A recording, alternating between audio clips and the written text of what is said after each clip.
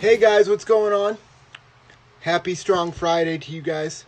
As always, I like to give you a little bit of positivity or a whole lot of positivity. And this week's guest on the Handicapable Fitness Instagram Live podcast, whatever you want to call it, is he puts the word strong in Strong Friday. Let's just say that his name is Joshua Bridgewater. He's an incredible human being. He's had 38 surgeries. He has spina bifida, and he's the oldest skateboarder in the world with spina bifida. So I'm going to invite him on if this thing cooperates with me. Here we go. And I want him to share his story with you. Just 1 second. Hope everybody out there is having a great day. Josh, what's up, buddy? How's it going, brother? How's it going? Hey, It's good. thanks a lot for agreeing to do this. So, Yeah, my pleasure. as I was telling everybody, you are one of my biggest inspirations. Likewise, man. You really put the emphasis in Strong Friday. So I really appreciate that, and I would love for you to just kind of introduce yourself a little bit. Just a quick 2-minute overview of who you are, what your challenge is, and then we can go from there. Okay. Well, my name is Joshua Bridgewater. I'm calling you here from Long Beach, sunny California, as you can see. Pretty nice warm day out here at the local park. Practicing social distancing. There's literally nobody here. Just me and my wife. There's my wife. Hey, Shauna. Shauna. What's up? And my dog. Tiger's over here. What's up, He's Tiger? my emotional support animal. So yeah, I kind of think you said it all. I'm the oldest skateboarder in the world with spina bifida. For those of you that don't know what spina bifida is, I was born with a hole in my back as a baby back in '74. I turned 46 this year, actually, in less than 2 weeks. May 20th, I'll be 46. That's awesome. Getting closer to 50, but still shredding. Hey, Positive mental attitude, pushing through the challenges. My spine was on the outside of my body at birth. okay. And they told my mom I was never going to really walk or have much of a life to look forward to. And some people were encouraging her to abort because of the circumstances. The spina bifida would not be a good life to have. And I'm out here living my best life, the best I can, the best I know how, dealing with what life threw at me and just pressing on one day at a time, Absolutely love that. So you didn't grow up in Southern California, did you? Or No. Actually, I was born in Portland, Oregon. okay. I'm a Northwest kid most of my life. In fact, I've only lived in California 10 years this year. I moved here to marry my wife 2010. We just celebrated 10 years married about 2 weeks ago. Congratulations. And Thank you. I think moving to California to marry her was a great decision. It was a good move. Um, Especially being a skateboarder and like having posters on my walls my whole childhood, my teenage years when I was becoming a skater in the mountains of Oregon where there was literally hardly anything to skate. There was no parks at the time, and a lot of little towns that I lived in were like kind of hillbilly mountain towns, farmers, like still getting busted for riding your skateboard just down the sidewalk. And like I used to drool at pictures of sunny California and the skate mecca, like by the beach and Venice Beach Skate Park and all these cool spots. And now they're all accessible to me. Even though I'm old and crusty, it's like still rad that they're available, and I have the availability to skate even in my later life, better than never, right? Better late than never is what they say. That's right, and that kind of leads me into my first question. Hey, quick shout out, by the way. I just noticed longtime legend of skateboarding, Wally Inoue, Tommy, my bro. He just said something on here. He's calling in from Hood River, Oregon. Oh, that's if you don't know him, you should know him. He's a Hall of Famer skateboarder from way back when in the 70s when I was probably just being born. Dude was shredding, pioneering what we do today. So shout out and respect to that guy and a good personal friend of mine. We used to live in the same little mountain town up in Oregon. That's awesome. Thanks for joining. Really appreciate it. A lot of people are jumping on here. I absolutely love it. So this leads me into my first question. So being Okay. that you said previously like that you grew up in Oregon and it really wasn't a skate town. So how did you get involved in skating? How did you find that to be your passion? So what ended up for me personally, I was what I can my earliest remembers of skateboarding. I was in like I want to say like maybe fifth or sixth grade, and I lived in a small town in Washington called Washougal, Washington. It's right. It's nestled next to Camas, Washington. You'd have to probably look on the map. There's nothing famous really going on up there. It's across the river from Portland, Oregon, and most of the kids up there were into like hunting and fishing and motocross and like outdoorsy, woodsy type stuff. And that was just never really my thing. I wasn't really drawn to it. Plus, with my physical limitations and financial limitations, motocross wasn't really an option. But I remember these older kids. They were like maybe two grades ahead of me, like eighth graders. They they dressed funny or unusual compared to the rest of the fads at the time in the early mid '80s, and I was drawn to that because I felt like a weirdo myself. I mean, for lack of a better term, weirdo. Yeah. I wasn't like the norm. I was like the black sheep of my classmates. I had a bag on my leg that collected my urine. I had to wear diapers at night because my bladder is broken from birth. I had bowel issues. I had really bad crooked spina bifida legs that were super muscle atrophied. So I kind of looked like a weirdo according to kids at the time. And I saw this misfit ragtag crew of dudes that had like a brotherly bond that I wanted to be a part of. And the bond was that they all rode skateboards and they dressed weird. And that was attractive to me. I'm like, maybe I could fit in with those guys because I'm kind of a freak in nature, you know. And these guys, I started chatting with them and became friends with them. And some of those guys, shout out to Chris Hightower in New York, Jason Peters in Walla Walla, Washington. Uh, those guys were there at the birth of my skateboarding. And they took me under their wing and they let me roll with them. And they didn't care about my physical limitations. They didn't care that if I was popular or if I looked a certain way, and that I lived, you know, that I didn't have money and I didn't wear the freshest threads or whatever. It didn't matter. All that matters is that I could roll on a skateboard. So it was game on. Once I was accepted, I felt a little bit of acceptance from some group. That's all I needed to motivate me to figure out how to roll with them. And it was very challenging. I couldn't stand on a skateboard for the longest time because, like I said, my legs are super crooked, Yep. massive muscle atrophy. I don't have the standard issue calf muscles that most regular and healthy humans do. I'm missing the huge calf muscle that's your main balance, the one that, you know, everyone has between their legs. I don't have that portion of my calf. It's just missing. It never formed you the spina bifida. So it made standing on a skateboard, pushing around almost impossible. But I figured it out, you know, sheer willpower, determination, How, how did wanting to, I not wanted to be not to part of cut that you? brotherhood so bad. That was my motivator. I had these older guys looking out for me, and I kind of figured, well, if you can't beat them, join them. I'm going to join these guys, and they're going to look out for me too, because I was getting bullied a lot.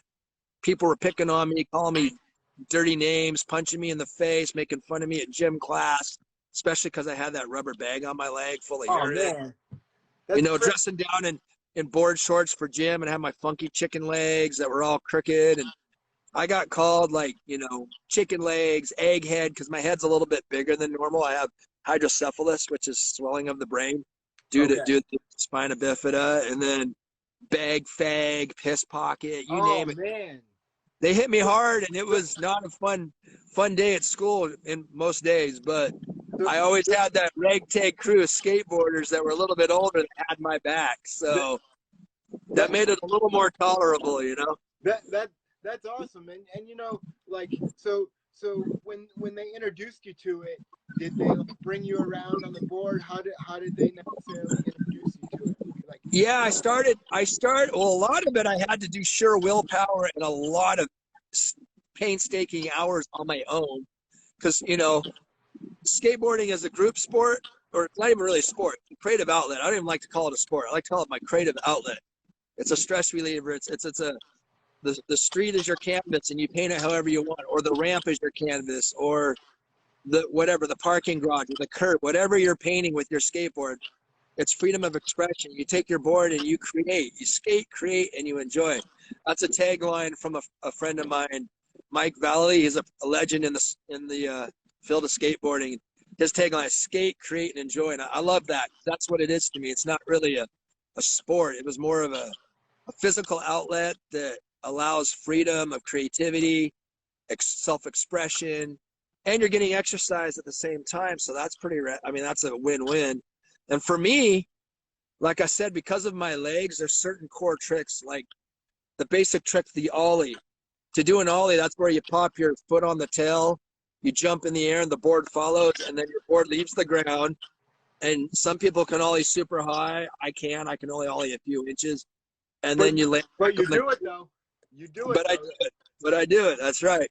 That's the thing. Now, which isn't bad considering doctors said I'd never walk, and I'm almost pushing 50 in a couple of years. We're still out here popping ollies.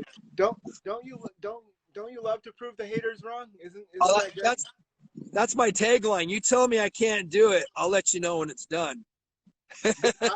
Let's go. PMA all the way, baby. I can get down with that, and we're gonna get into that a little bit later. But to answer your question, you asked what the guys did. Yeah, they would invite me on skate sessions, but I was younger than them. So like when they had a car, when they were old enough to drive, I wasn't. And my parents were always down to just let me take off with, guys they didn't know from school or whatever. So I had to spend a lot of time alone. It was just me and my board, and I would look at Thrasher magazine and look at the sequence shots, the black and white photo sequence shots on how to do tricks, and just spend painstaking hours learning my craft. There was no YouTube at that point either. No YouTube, no social media, no cell phone videos to watch. It was sequence shots, dude. It was like still frame photos. And sometimes even those photos wouldn't show you every little bit of the trick, so you'd have to kind of piece it together. There'd be a little description of how to do the trick. And granted, those tricks were written out for people with healthy legs and healthy bodies and no physical limitations. It wasn't written for a Spina Bifida guy, so I had to tweak a lot of things, figure out how my body, with my lack of muscles and balance, could still pull those tricks off. And some tricks I just straight up couldn't do. It's not feasibly possible because of my limitations. So I learned to adapt, adjust, and overcome by picking tricks that I could do. The glass is half full. I focus on the things that I can do, not the things I can't. And I would push myself to do. One of my biggest taglines is, where there's a will, there's a way. So, straight up. You know what? It might not look the same as somebody else, but exactly. You're owning it for who you are, and you're just getting out there and you're living your best life, like you said. So what did Frank Sinatra say? I did it my way. I do it my way. That's what skateboarding is all about. There's no rules.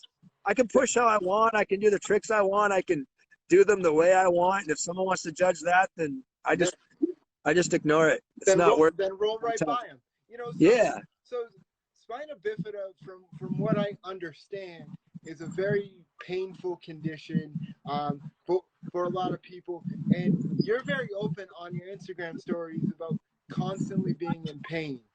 Yeah. So like that because you're in so much pain and you have insomnia and all these issues, you could easily mail it in and say, you know what, I've given it my best shot. Like I'm just gonna sit here, chill in my bed, watch Netflix all day, every day. Trust me, I have those days. we all do though, but for the majority of it, you're out and you're living a pretty active lifestyle. So what motivates you to continue to push past this pain and go and live the life that you want to live? That's a full question, my man. Many variables. I think my biggest motivator now is I've reached some pretty dark lows in my life. I'm not shy about admitting it. Like in my teen years, especially when all that bullying was going on and whatnot, I had tried killing myself a couple times in my life. Things so bad. My home life was rough. My self-esteem and self-worth was shattered due to many variables in my life at the time. And I just couldn't take it anymore. And then you add the chronic pain and the embarrassment of bowel problems and bladder problems and constantly being bullied at school and not fitting in.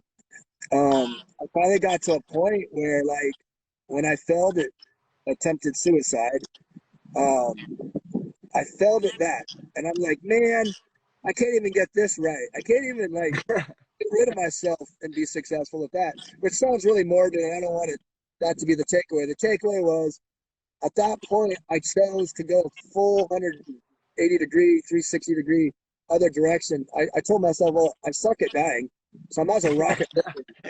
I'm going to rocket living. I'm going to give it 110%. I'm going to go full steam all the way. Volume 11. There is no ifs, ands, or buts. There's no medium ground. It's 1 to 100. I'm going to do 110 then, and I'm going to go live my fullest, bestest life. And I've still had some hiccups throughout the decades and the years, and I can dabble in that a little bit later about some of my recent struggles. But basically, at the end of the day, give it one shot to make the best of ourselves spiritually, mentally, emotionally, physically. And I just want to absorb everything that life has to offer and live it to the fullest best that I can, regardless of my condition, regardless of my pain, regardless of depression, anxieties, and chronic fatigue and sleepless nights. If I let that win, then there's no point in going on. And I've realized by facing death, so to speak, being on death's door when you've gotten to that low of a low, there's only one way besides all the way down is up. And I'm just climbing that ladder up every day. My tagline, one day at a time. Some days are harder than others, but you just keep pressing forward. You keep pushing. A positive mental attitude can get you through a lot of it. The PMA all the way. I focus on my blessings instead of my failures, and I want to get out there and be the best person that I can be. And maybe my life experiences, even the tough stuff, can be a positive influence on someone else and help somebody else have their best life. And I'm hoping. Well, you know what? Let me tell you, and I've told you this before. By you being so open, whether people send you DMs or not, or comments or whatever, whether people admit it, you are helping so many people just by being as vulnerable as you are. And I think that's one thing that I try to encourage people to do through Handicapable Fitness is be vulnerable. Talk about when your days suck and things aren't going exactly right, because you know what? There's somebody out there that can relate to it, and they're flipping through Instagram and they see your story, and you're talking about how you have bladder issues and how much you're in pain, whatever the case may be. Well, they're sitting there and they might have the same exact thing going on, and all of a sudden they see your story and they realize that they're not alone. And I think that's very important. The fact that my realism with my content has had some positive effect on easing the parents' minds that their child's life can be full and full of love. Like I said, I just celebrated 10 years of marriage. I have an awesome dog. I've traveled to multiple countries in my life. I've met really cool people in my life, famous people. I've had lifelong friends of decades. I skate, surf, snowboard, motocross, all these things. With Spina Bifida, the doctor said I would not have a full life. So clearly they were wrong. And now I'm out here to pave the road and say, look, to all those parents out there who are still being told all these negative things from their doctors about their kid's life, don't buy all the hype. You can create the world you want. Like you said, willpower. Where there's a will, there's a way. PMA, positive mental attitude. You make your life the best that you can, and let's spread that positivity. And I want to be a sounding block for these families and these kids that may go through the struggles that I did. And since I'm on the other side of it, I can offer like real empathetic advice, because I've walked in their shoes. I know what it's like to be in class and pee your pants and be embarrassed, or have a guy call you a stupid, filthy name and punch you or pick on you or whatever. And I don't want those kids to feel like that's the end of their life, how it felt to me when I was a teenager, So if there's a kid out there, because because you said it just a minute ago in your answer. You said PMA. So what is that? What does it stand for? What's the message that you want these kids to take away from that? So PMA, I'll give you a little rock and roll history here. PMA for me started around that exact same time that I started skateboarding. These older kids were wearing, T-shirts of the local of the time punk bands that they were listening to and whatnot. And one of the guys, he's still a friend of mine, Joe Semby. I want to say it was in my high school years, my ninth grade in high school. I was probably about 16. He had a Bad Brains T-shirt, and Bad Brains is an East Coast hardcore punk band. Who they all have dreadlocks and kind of look Jamaican and they rock out hardcore, but their messages are super positive. And one of their songs is called Attitude. And in that song, this is 1980s when this song came out, it says, "We got that attitude, we got that PMA." That's where I learned about PMA. And just through the years of listening to skate rock, punk rock, hanging out with skateboarders, it became at the core of that culture, something that stuck with me. And in my adult life, I adopted the positive mental attitude. That's what PMA stands for. In fact, I'm wearing one of my own shirts, PMA all the way. Josh, where can people get those if they want them? Do you have them for sale? That's actually an adaptation from the logo of the Bad Brains record. And theirs, they have a little bit different image. Yep. It's the same colors and the same font. The lightning bolt are a classic image of Bad Brains, which is where I had to do a nod to them and give them respect because that's how I learned about PMA. Yep. 3 decades ago, 30-something years ago. And now I'm spreading it. Positive mental attitude just means that no matter what we face in life, no matter how hard things get, and it doesn't have to be a chronic illness or a birth defect. It could just be a bad day at school, a bad day with your family, you're having arguments, your best friend, maybe you and your wife are fighting, maybe you just lost your job. Who knows? Workmates are getting on your nerves. As long as you approach every moment that is stressful and troublesome to you with a positive mental attitude, it's going to fare better for you personally. It may not remove the problem. It may not take it away right away, but your stress level, your anxiety levels, your mental cognitive approach to dealing with the problem is all going to be better because you're looking at the glass half full. And it's just a mind concept to just look at every day with a positive mental attitude. Don't wake up and feel bad about the things you don't have. Wake up and feel grateful about the things you do have. Especially this see the blessings in each day. There's so many things going on with this pandemic right now where everybody could just get down and out and be negative. And your health would start to suffer. Your mental health would suffer. And your ambition to get out of the house and do anything productive. And if only you can go in your backyard, if that's all you can do, you can still go out in your backyard and exercise. You can still go in the backyard and plant a garden. You can still go in the backyard and read a book, create a piece of art, learn an instrument. There's positive mental attitude creates opportunities that are only going to benefit your life. So you gave a great idea when you were talking about trying to find the PMA in each day, and that was one of the things you said was talking about working out.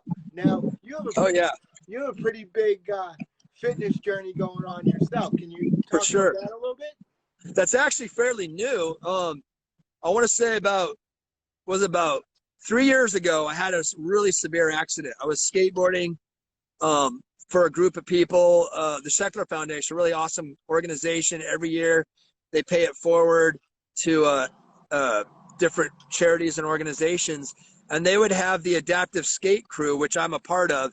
Adaptive just taking place of the words handicapped, disabled. We didn't like those words. They're kind of negative, so we choose adaptive. We're adaptive athletes. We're adaptive extreme sports skateboarders.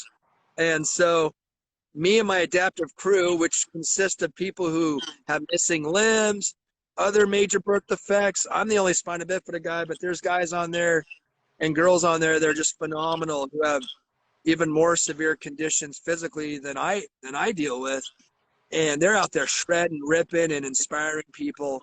And so anyways, we were there one day 3 years ago, and I was just doing a standard trick that I've done thousands of times in my life. But for some reason, my board got a little squirrely. I slid out of place and I slammed my ankle against a concrete structure. Shattered my ankle so bad that the x-ray looked like a spider web. Ooh.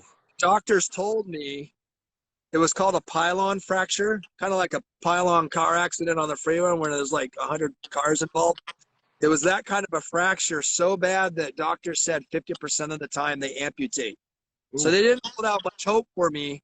And I told them, please do whatever you can to put it back together. You know, we got to give it our best shot. I had a PMA.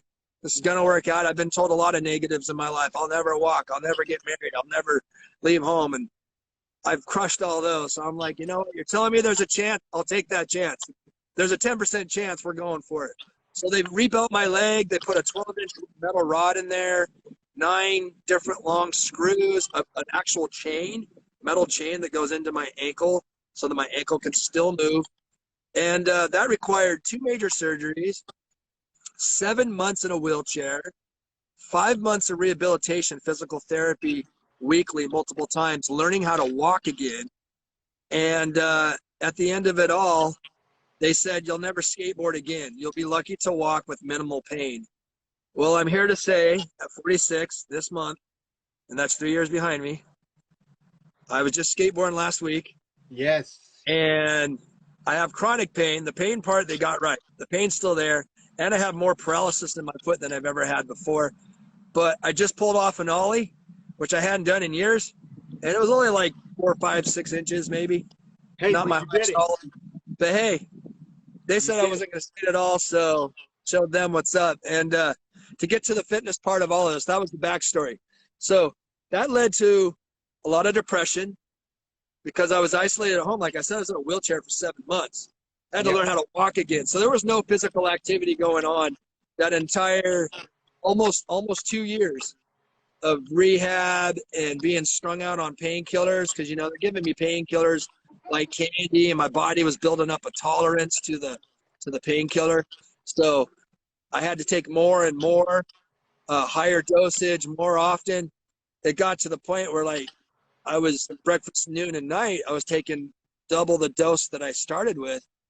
And I was getting heavy and fat, sitting around the couch watching TV, not skating, not doing any physical activity other than physical therapy, which was basic little movements to get my ankle strong. That was it. Yeah.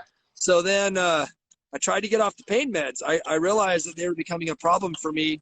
They were creating like a mental fog. I was getting depressed, started having those suicidal feelings again. And I knew that wasn't my right, I wasn't in my right brain. I was like, I'm Mr. PMA guy. Something's not right. Even my wife noticed it. And, you know, thanks to her, she stepped in, she intervened. We took the pills as being the main cause of the problem. She got me into a facility where they got me clean. I had to stay there for 22 days and do the hard work and get into the therapy. And one of the things my therapist told me was, you need exercise in your life. You've lost the will to live. You've lost your interest in your hobbies like skateboarding and physical outlets that I used to love. You've lost all of these things. You need some sort of exercise to kick in the endorphins, the adrenaline, and all those things that the chemicals of the body create when you get physical exercise. Plus, it'll get you out of your house.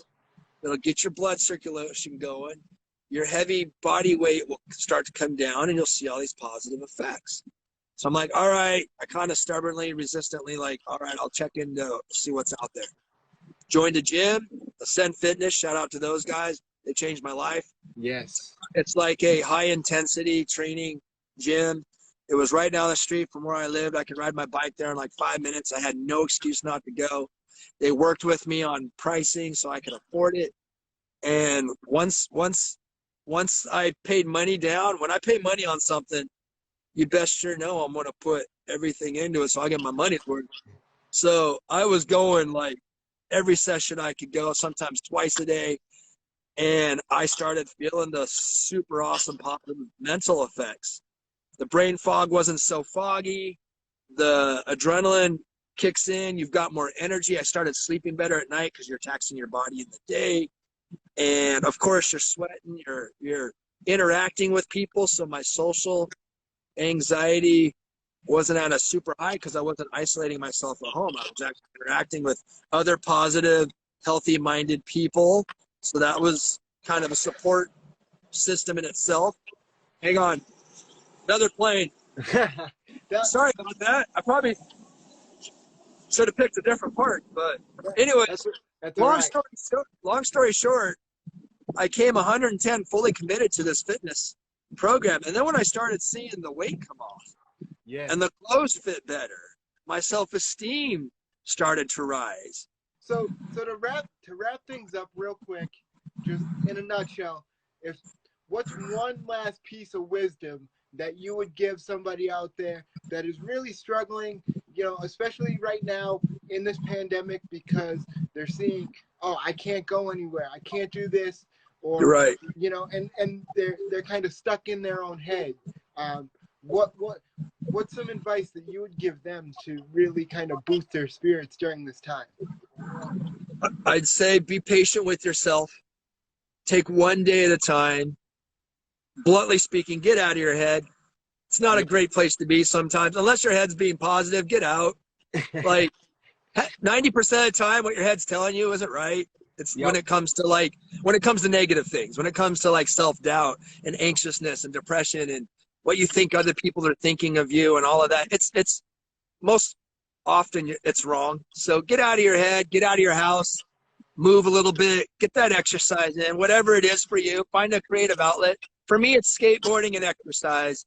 To someone else, it could be playing guitar and reading a book. For someone else, it could be, knitting and playing with their kids. I don't have kids, but maybe playing with their kids brings them joy. Just get out of your head, get out of your house, get out of that negative space, reach out to a friend, a listening ear, a family member, a workmate. If you don't have a close family, if maybe family is the stressor, then reach out to a buddy. In my case, sometimes I don't even have the buddy to call on, so I have my dog. If you have the means to get an emotional support animal, get an emotional support animal. Your dog will love you unconditionally. He's so happy to see you when you wake up in the morning.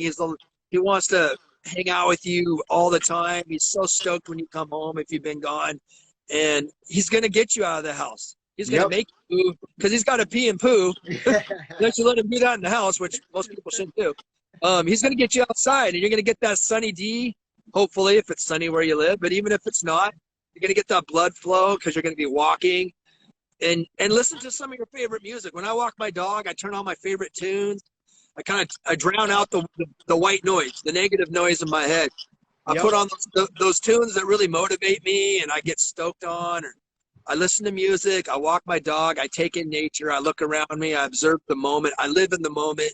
I try not to think and stress out too much about the future because the future's unwritten day by day. We don't know how tomorrow's going to go down. All we can do is live in that one moment, you can't live in the past. The past is already came and gone.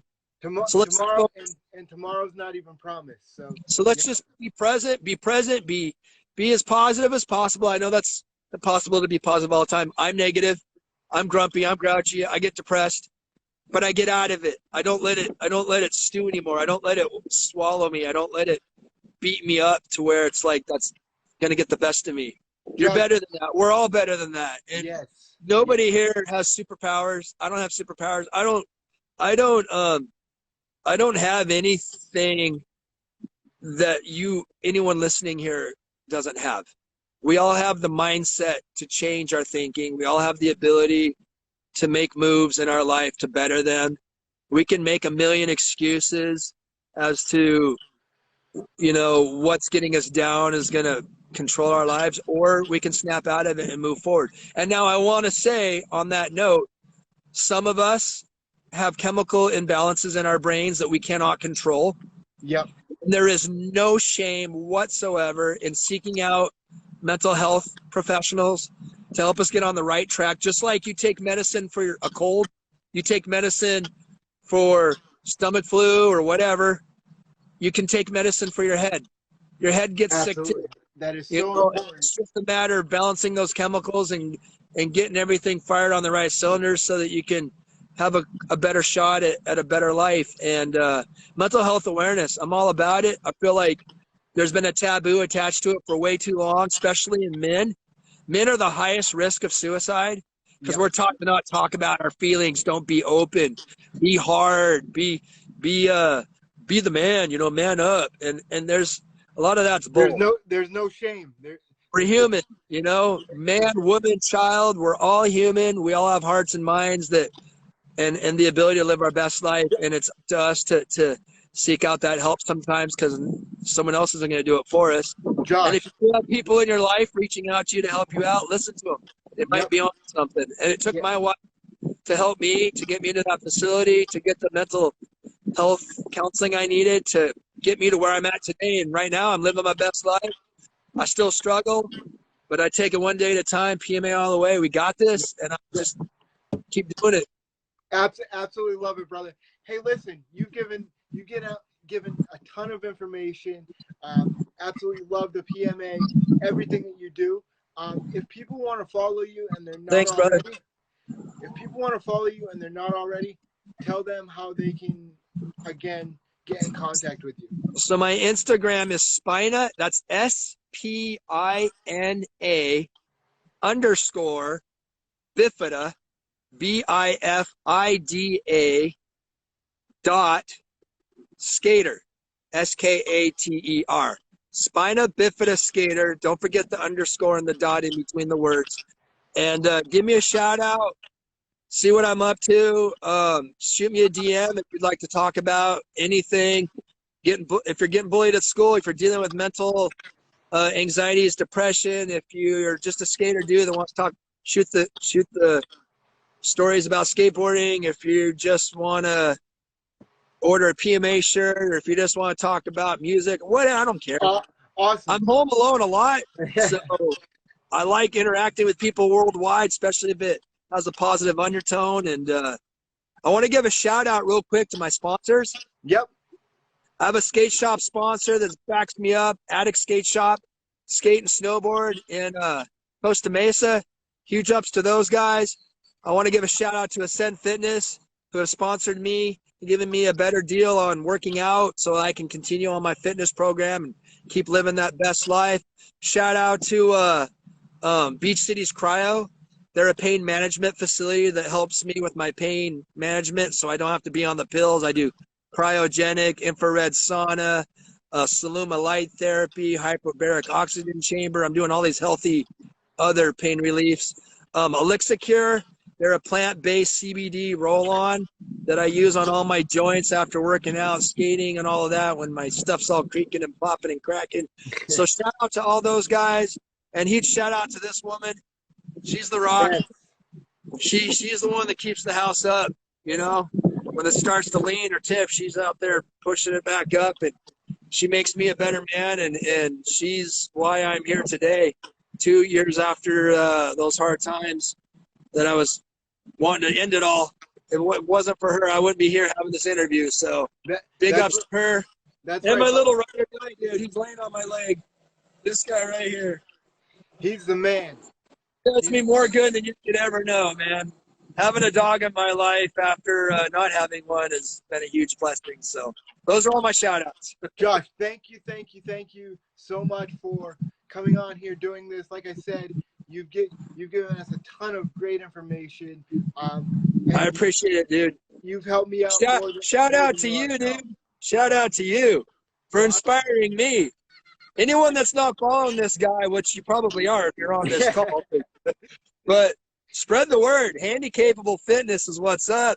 We're not handicapped. We're handy-capable. I love that. That's why I was drawn to your tagline. I don't know how our paths crossed, but I'm so happy they did. Well, and you inspire me on the weekly, dude. Well, hey, I appreciate that, and we'll definitely link up soon because sounds good. I have family in Huntington Beach and Orange County. Perfect. So we'll go get a gym session in, and we'll go have some nutritious smoothies and talk positive vibes. Heck yeah, I'm from Riverside, so I'm. Oh, nice. That's where Tiger's from. Oh, there you go. Perfect. He was originally from Riverside, Yeah. but we adopted him. Well, hey, Saved his listen, life. I'll let you spend some time with your family. Again, thank you so much for taking the time. Really appreciate it. Thanks for having me. I really appreciate it. We'll be talking to you soon, buddy. Take care. Much love, brother. Cheers. Stay safe.